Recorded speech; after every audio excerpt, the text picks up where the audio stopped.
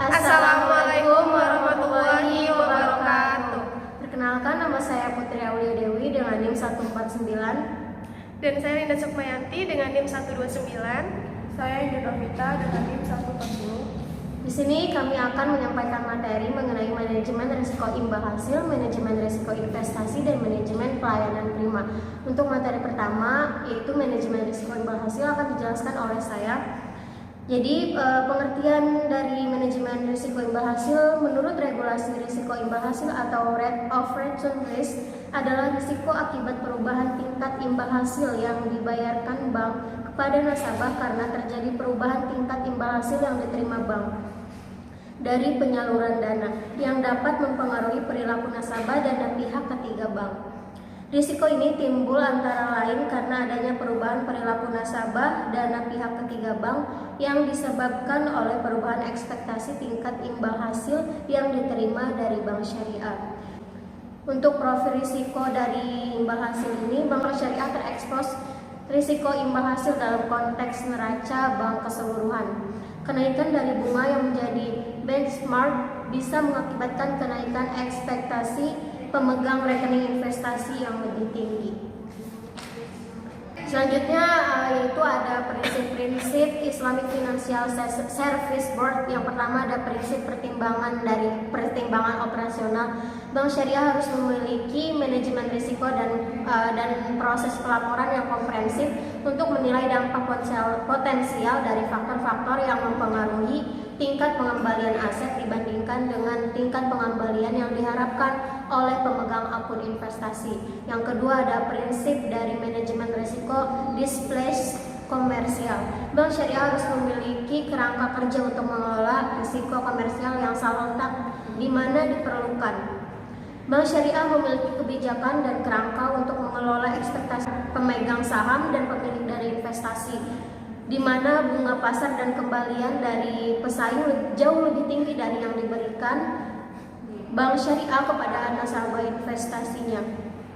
Untuk contoh kasusnya sendiri, bank memberikan imbal hasil dana yang lebih kecil dibandingkan dengan bulan lalu akibat beberapa debiturnya mengalami penurunan kualitas pembiayaan. Sekian, selanjutnya materi akan disampaikan oleh teman saya. Baik, selanjutnya saya akan menjelaskan tentang manajemen risiko investasi. Jadi menurut PBI, risiko investasi atau ekuitas atau equity investment risk yaitu risiko akibat bank ikut menanggung kerugian usaha nasabah yang dibiayai dalam pembiayaan bagi hasil berbasis profit and loss sharing. Risiko investasi timbul apabila bank memberikan pembiayaan berbasis bagi hasil kepada nasabah di mana bank ikut menanggung risiko atas kerugian usaha nasabah yang dibiayai atau profit and loss sharing.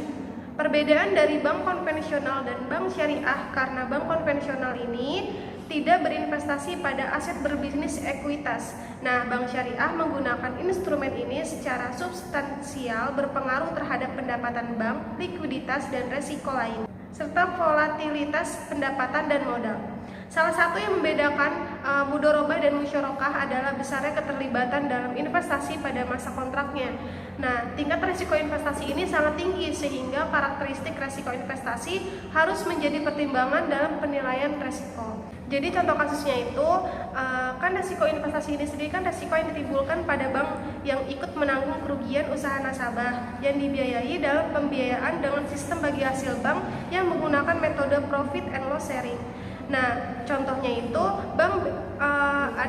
ada suatu bank syariah di mana sedang melakukan pembiayaan pada pengusaha peternakan dalam hal ini itu pembiayaan investasi dengan menggunakan sistem bagi hasil.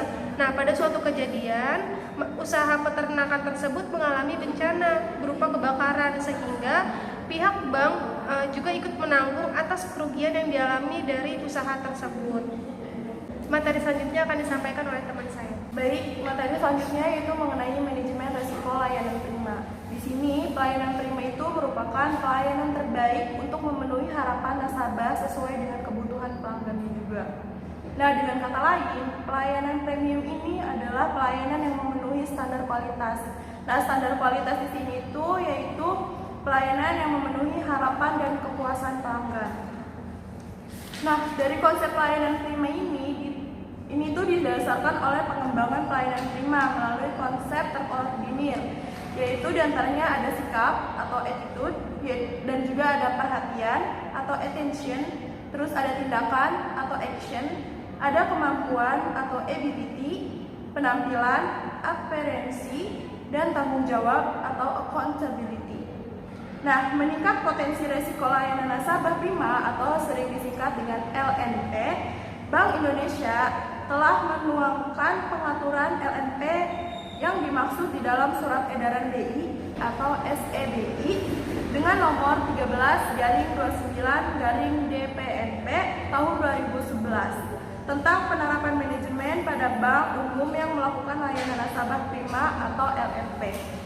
Pedoman ini merupakan standar minimal yang mengacu pada regulasi BI mengenai penerapan manajemen risiko, anti pencucian uang, dan pendanaan teroris serta transparansi informasi.